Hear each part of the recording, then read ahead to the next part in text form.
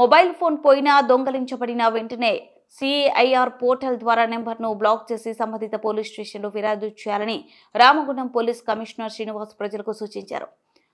పెద్దపల్లి జిల్లా రామగుండం పోలీస్ కమిషనరేట్లో నిర్వహించిన cell phone recovery మేళలో commissionerate పరిధిలోని సెల్ ఫోన్ యాజమాన్లను ఇటీవల పోగొట్టుకున్న చోరీకి గురైన 200 మొబైల్ ఫోన్ల వారికి తిరిగి అందజేశారు.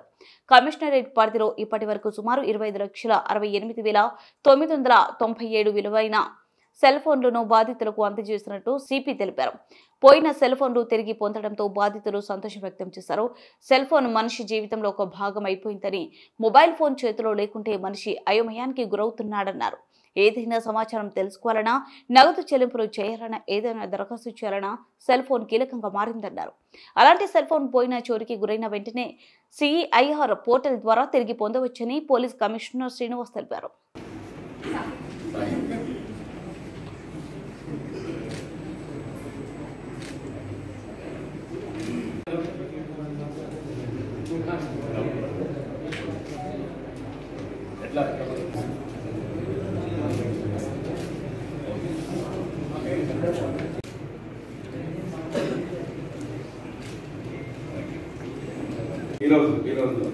So I appreciate all the team.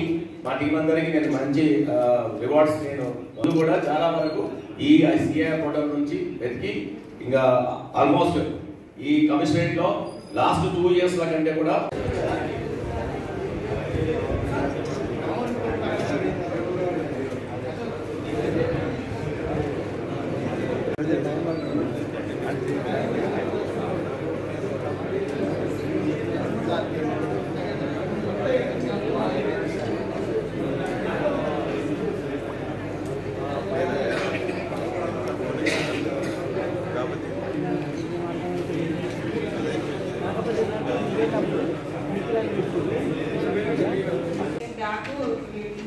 Vinayaka నిమజ్జనం రోజు పోయింది. చాలా బాధపడ్డారు.